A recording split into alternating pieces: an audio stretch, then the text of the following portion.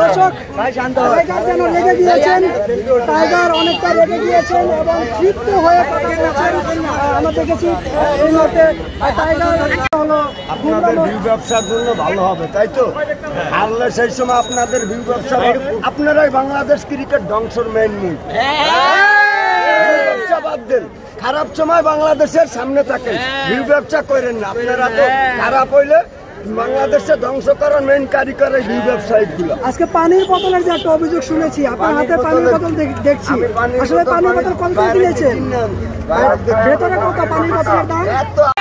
বাংলাদেশের সাথে থাকেন তা তো আর থাকবেন না।